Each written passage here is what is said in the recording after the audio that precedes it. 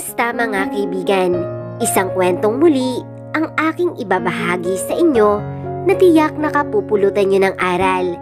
Pero kung bago ka pa lang sa aking channel, ay pakilike po ng ating video. Pakiclick ng subscribe button, gayon din ang bell icon para lagi po kayong updated sa mga parating pa na upload.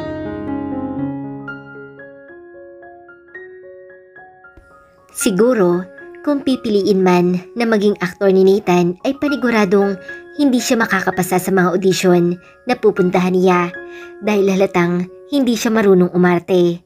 Ilang beses ko na iyang napatunayan dito sa pamamahay niya. 1 linggo na ang nakakalipas mula na makauwi ako galing hospital. Kasama pa rin namin dito ang mga magulang niya at bagaman nag-iba ang pakikitungo niya sa akin, ramdam ko pa rin ang parang napipilitan lamang ito at nagbabait-baitan lang at nasa paligid niya lamang ang kanyang mga magulang at nag-oobserba. Hindi siya makabuelo at hindi niya maipakita ang totoong siya.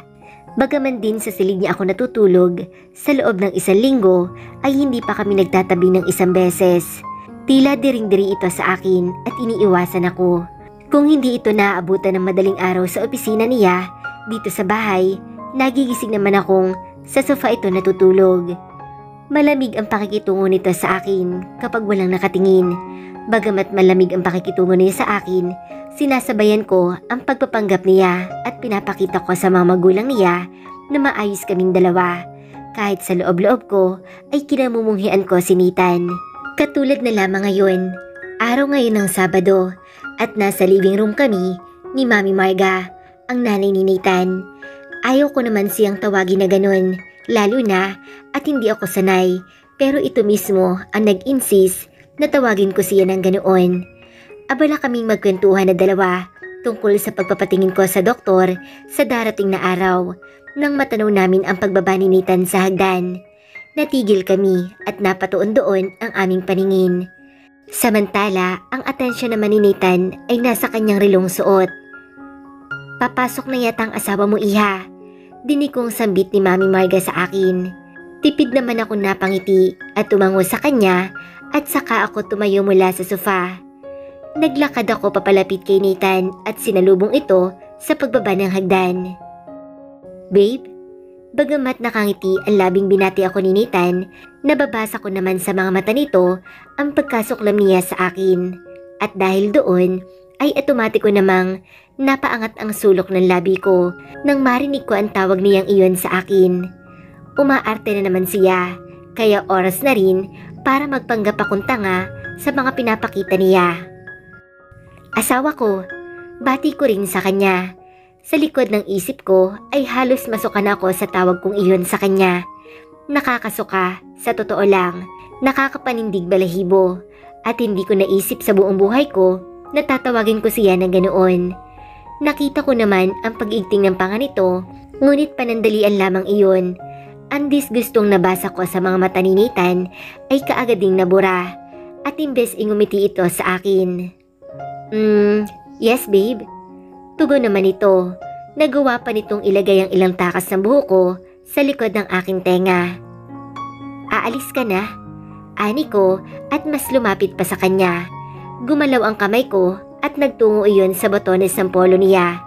Inayos ko ang pagkakabotones noon, pati ang collar niya. Nang matapos ako sa ginawa kong iyon, ay naabutan ko namang titig na titig sa akin si Nathan.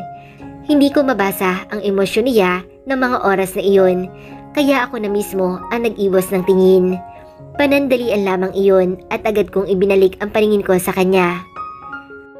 "Pinagtimpla na kita ng kape para mainitan man lang ang tiyan mo bago ka pumasok ng trabaho mo," ani ko pa. Tumikim ito at sumulyap sa relong nasa kanyang palapulsuhan. "I'm sorry, but I have to go. Nagmamadali na kasi ako," ani to at dumukwang sa akin. Hinalikan niya ako sa noo ko bago ako nilagpasan at nilapitan si Mami Marga na kanina pa palang nakatingin sa amin. "I have to go, ma'am.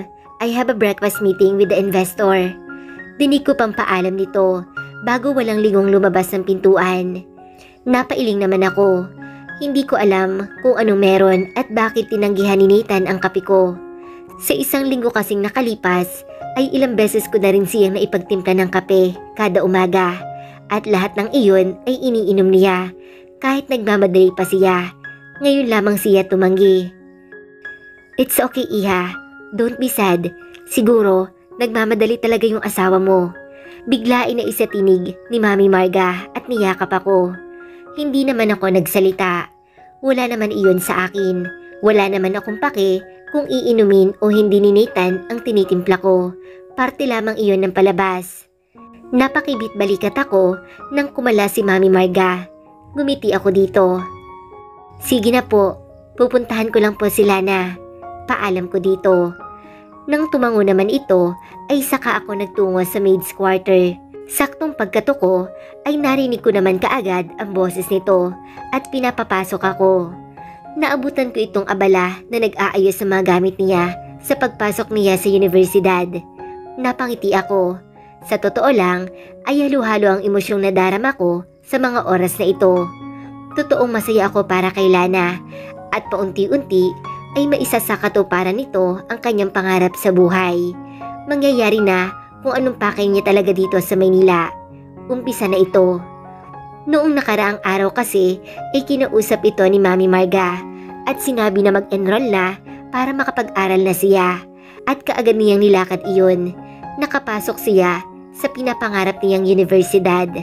Samantala ay may parte naman sa akin ang nalulungkot dahil sa aking napagtanto na hindi ko pa pala maipagpapatuloy ang pag-aaral ko, lalo na at mahina ang kapit ng pinagbubuntis ko at pinayuhan ako ng doktor na bawal magpakapagod at manatili lamang dito sa bahay para sa baby ko. Mauudlot lang naman ng 1 taon ang pangarap ko. Matapos noon ay maipagpapatuloy ko rin iyon. Ang mahalaga ngayon ay ang batang dinadala ko. Dapat malusog siyang lumabas sa akin. Isa pa ay mabilis din naman ang 9 na buwan. Wow! Ready na siya. Nakangiting sambit ko at saka naupo sa katapatan ng kama. Pinanood ko ang pag-aayos nito ng mga gamit niya. Tipid ng ngiti naman ang ibinalik sa akin ni Lana dahilan upang magsalubong ang magkabila kong kilay. Uy Lana, bakit parang malungkot ka yata? Hindi ka ba masaya? Hindi ko na naiwasan pang itanong sa kanya. Lumapit pa ako at tinapik ito sa balikat. Napabuntong hininga ito at muli ay nagpakawala ng isang tipid na ngiti. Masaya naman, mahinang sambit nito sa akin. Oh, bakit ganyan ang mukha mo? Hindi maipinta at para saan naman ang pagbuntong hininga mo? Puna ko pa dito, nailing ito. Masaya ako pero hindi sobrang saya. Umasa kasi ako Isabela na magkakasabay tayo sa pagpasok. Ngunit ako lang palang mag-isa. Tapos iniisip ko pa yung sitwasyon mo dito. Paano kung mapahama ka at may mangyari sa'yo? Hindi ko maiwasang mapangiti dahil sa sinabi niyang iyon. Masaya ako at pakiramdam ko ay nadagdagan na naman ang tunay kong kaibigan. 2 na sila ni Jenny. Okay lang yun. Huwag mo ako masyadong isipin. Babalik din naman ako sa pag-aaral ko. Ang importante ay ang baby ko. Saka magpapadala pa naman ng isang katulong si Mami Marga dito, hindi ba? Para umalalay sa akin kapag wala ka. Ang mahalaga ngayon ay ang pag-aaral mo. Pangarap mo yan, hindi ba? Kaya wag mo nang pakawalan pa. Puno ng senseridad na sambit ko kay Lana. Tinapi ko pa ito sa balikat niya. Salamat Isabela ha. Inabot ni Lana ang kamay ko at pinisil iyon. Nakangiti pa ito at mababasa ko sa kanyang mga mata na talagang masaya siya. Mamasa-masa pa ang mga mata nito at parang naiiyak na. Salamat kasi dahil sa'yo, pinadala ako dito ni Doña Bella sa Maynila. Kung hindi siguro kinasal si Sir Nathan, don't get me wrong Isabela ha, kasi alam natin na impyerno ang dinadanas mo nung unang dating natin dito. Pero kasi kung hindi kayo pinakasal na dalawa, hindi ko na maisa sa katuparan ang pangarap ko. Siguro, habang buhay na akong nakatengga sa asyenda at tagaluto lang sa kusina. Ngumiti ako. Katulad ng sinabi ko sa iyo noon, deserve mo ang lahat ng natanggap mong blessing kasi mabuti kang tao, Lana. Kahit mahirap ang sitwasyon ko ngayon, kahit hindi ako masaya na pinakasal ako kay Nathan, siguro ginawa akong kasangkapan ng nasa itaas para makatulong sa iba kagaya ni Lana. Kaya kahit mahirap, magtitiis ako. Hindi lang para sa akin at sa magiging anak ko, para na rin sa bago kong kaibigan na si Lana. Basta, maraming salamat Isabela. Dinaluhan ako ng yakap ni Lana at napakahigpit noon. Hindi rin naman ako nagtagal sa kwarto ni Lana at agad din ako nagpaalam na aakyat na muna sa itaas at magpapahinga. Bigla naman kasi akong nahilo at tinamaan ng antok. Bukod din doon ay may gagawin pa si Lana at kahit hindi nito sabihin, nakakaabala ako sa kanya. Pagkarating sa taas ay agad din ako nahiga sa kama at napatitig sa kisame ng kwarto ni Nathan. Napabuga ako ng hangin. Nabuburyo na ako dito at hindi ko alam ang gagawin ko. Bigla ay namiss ko ang Cordova. Ang berde at malinis na kapaligiran nito, ang sariwang hangin at ang mismong mga magulang ko. Bigla ay gusto ko nang umuwi. Muli ay napabuga ako ng hangin. Gusto kong tawagan si Jenny. Ngunit baka natutulog pa ito, lalo na't araw ng Sabado. Baka makaabala lang ako. At bukod pa doon, ay wala akong kakayahang gawin iyon. Hawak kasi ni Nathan ang cellphone na pinahiram niya sa akin noon. Hawak din ito ang card na binigay niya. Simula nang iapa ko dito ang aking mga paa sa kanyang pamamahay, ay hindi na ako nagkaroon ng kalayaan sa mga gamit na galing sa kanya. Nakausap ko lamang ang mga magulang ko at si Jenny nung nakaraan dahil sa kanya. Tumawag ito sa cellphone at matapos noon ay siya na ang nagtago noon. Gusto ko iyong kunin sa kanya, ngunit wala akong karapatan, lalo na at hindi naman iyon sa akin. Napaluha ako. Ganito pala ang pakiramdam nang mawalay sa mga magulang ng matagal. Parang may kulang sa pagkatao ko. Nasa malawak akong espasyo at lugar, ngunit pakiramdam ko ay nakakulong ako. At gusto ko mang umuwi sa mga magulang ko ay hindi ko iyon magagawa dahil wala akong kakayahang gawin iyon. Ayos lang yan Isabela, konting tiis lang, makakasama mo rin sila. Pagpapalakas ko sa loob ko sa aking sarili. Ngunit kahit anong gawin ko ay wala talaga, hindi ko mapakalma ang sarili ko. Pakiramdam ko ay napakahina ko at dumating na ako sa puntong lugmok na ako dahilan upang mapahulhol na ako sa pag-iyak. Inabot na siguro ako ng kalahating oras sa kakaiyak. Basang-basa na ang unan ko at marahil dala na rin siguro ng pagod at wala na akong mailuha kaya tuluyan na akong nakatulog.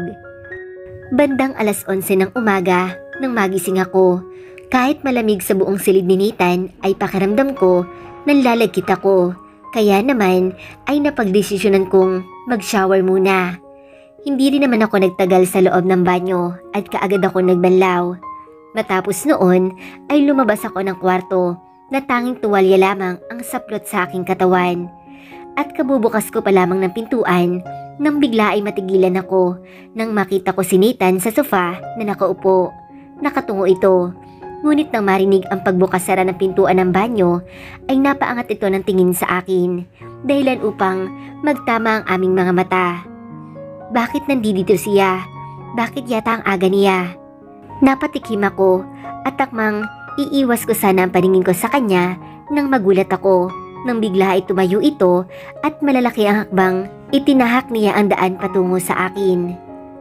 Nathan, napasinghap ako dahil sa gulat nang mabilis niyang naipulupot ang magkabila niyang braso sa bewang ko. Bigla rin niya akong sinandal sa pintuan ng banyo. Umangat ang sulok ng labi nito. What's with Nathan? Bakit hindi asawa ko ang itawag mo sa akin? May panunodyo sa boses na anito. Agad namang nagsalubong ang magkabilang kilay ko dahil sa sinabi niyang iyon. Akmang pipigla sana ako ng yakap sa kanya nang bigla ay dumukwang ito patungo sa kanan kong tenga. Naramdaman ko ang mainit niyang hininga na tumatama sa leeg ko dahilan upang manindig ang mga balahibo ko sa katawan ko. Pakawalan mo nga ako. Magbibihis ako. Protesta ko sa kanya. Naramdaman ko pa ang pag-iling nito at muli akong tinitigan sa aking mga mata. At hindi katulad kanina na blanko ang kanyang hitsura. Ngayon naman ay puno na ng pagnanasa ang kanyang mga mata. I miss your body, Isabela. Saad nito sa akin. I miss everything of you. Dagdag pa nito. Ang kanyang kanang kamay ay nakapisil na sa bewang ko habang ang labi na maninitan ay nasa leeg ko na at hinahalikan ako. Ramdam ko ang paghalik niya doon at pakiramdam ko ay mag-iiwan iyon ng marka. Namilog ang mga mata ko. Nathan, gusto ko siyang itulak. Gusto kong kumawala at ayoko nang may mangyari ulit sa aming dalawa. Ngunit papaano ko magagawa iyon, lalo na kung huli na ang lahat. Dahil naramdaman ko na lamang ang pag-angat ko sa ere hanggang sa dinala niya ako patungo sa ibabaw ng kama. Matapos noon ay umalis si Nathan sa ibabaw ko at nagtungo sa banyo. Naghahabol naman ng hiningang bumangon ako sa kama at saka nagbihis. At kahit nangihina, mas pinili kong lumabas ng kwarto para iwasan ang demonyong si Nathan. Mga bagahe ang bumungad sa akin sa living room pagkababa ko ng hagdan, kaya naman ay kaagad nagsalubong ang magkabila kong kilay sa pagtataka. Napansin ko ring nilalabas na ito ni Lana at Manong Edgar. Iha, good thing you're here. Pinatawag kita kay Nathan. Napalingon ako kay Mami Marga nang marinig ko ang boses nito sa likuran ko. Ano pong meron? Hindi maiwasang tanong ko, lalo na nang mapansin ko na bihis ito. Kailangan namin pumunta ng airport. We have an emergency meeting at the Singapore, kaya bigla ng paglipad namin. A while ago, I called Nathan to drive me papuntang airport, kaya nandito rin siya. Pagpapaliwanag nito sa akin, napatango naman ako.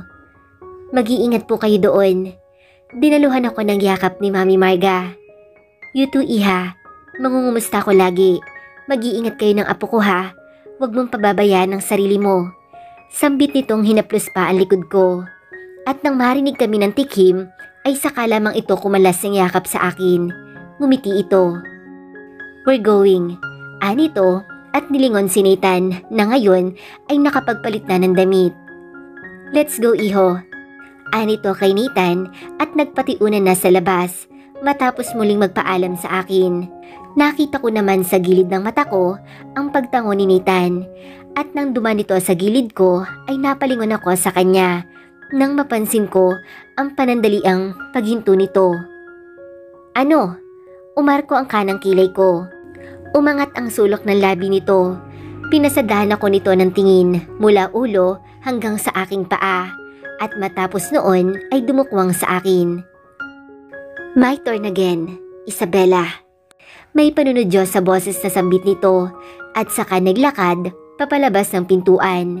Natigilan naman ako at bigla ay dumagundong ng malakas ang dibdib ko sa sinabi niyang iyon dahil alam kong may malalim pang kahulugan iyon. Magagabi na simula nang umalis si Nathan para ihatid ang nanay nito sa airport, ngunit hindi pa ito nakakabalik. Wala naman akong pakialam sa bagay na iyon at hindi na bago ang parating pag-uwi nito ng late. Pasado 10:00 na ng gabi at pumanhik na ako sa itaas matapos kong makipagkwentuhan kay Lana at oras na ng pahinga ko. Isa pa, inaantok na rin si Lana at halos napapapikit na ito. Matapos ko maghilamos at uminom ng gatas ay nahiga na ako sa kama. At dahil natulog ako buong maghapon, ay hindi pa rin ako magawang dalawin ng antok. Pabaling-baling lamang ako sa higaan, nang bigla ay bumukas ang pintuan. Malamang ay si Nathan iyon. Ngunit imbes sa tingnan ito, ay nagkunwari akong tulog. Ngunit gano'n na lamang ang gulat ko, nang bigla ay naramdaman ko ang paghawak nito sa paa ko at hinila ako paalis ng kama. Mabuti na lamang at bago pa man ako tuluyang mahulog ay naidilat ko na mga mata ko at napakapit ako sa bedsheet. Ano bang problema mo?